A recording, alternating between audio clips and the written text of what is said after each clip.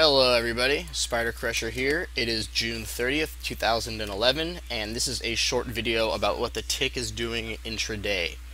I've been talking a lot about the tick lately because I really think it's one of the easiest and most invaluable indicators out of all of them for actually helping you save or make money, which is the intended purpose of most of those things, but many people use them incorrectly or conflate their true meaning or whatever.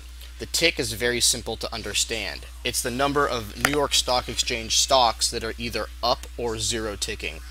There's a lot of articles and resources on the tick if you're unfamiliar with that measurement, but familiarize yourself with it because it really is an EKG of program trading. When people say they don't like high frequency trading or all the algos and all that other junk, 70% of all intraday activity is high frequency program trading. Well, this is a pretty clear visual roadmap as to what those computers are doing and what they're thinking and feeling to the extent a computer could feel. And it really helps me frame my intraday decision-making process. So let's talk about how the tick is helpful in practice.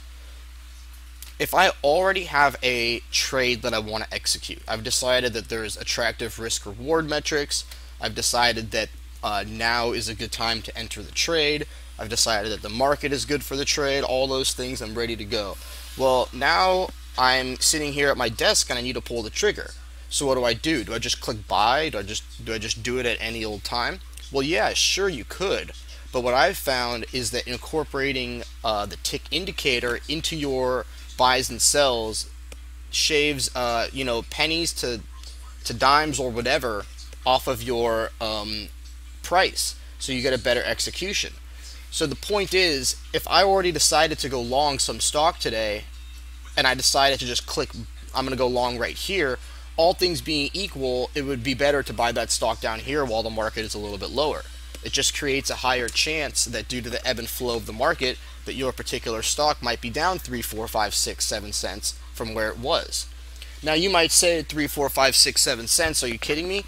But what you have to realize is that if you are an active trader who's trading frequently and even at 100, 200, 300 shares a clip, these 5-cent increments that you save add up to literally thousands of dollars per year.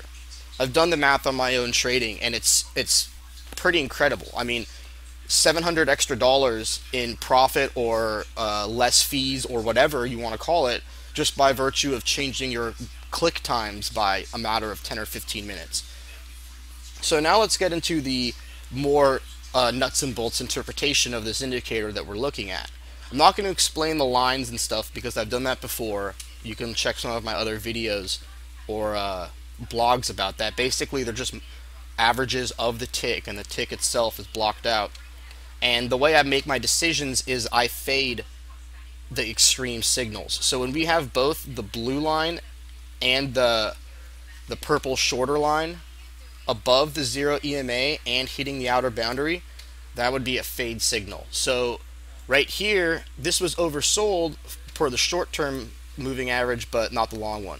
Oh, and I also want to point out that the blue line's been above the 0 line pretty much all day, which is another indication that we're having a strong market, and you should probably be more dip buying than rip selling as sort of a framework. But anyways, the first time that you really were looking at a possible overbought signal was right here, and then again right here. And they're not supposed to be perfect top ticks. It's just when I see this, I know that the market is overbought. So if I've been waiting to initiate that long, I'm going to wait a little longer because the odds of it pulling back are high.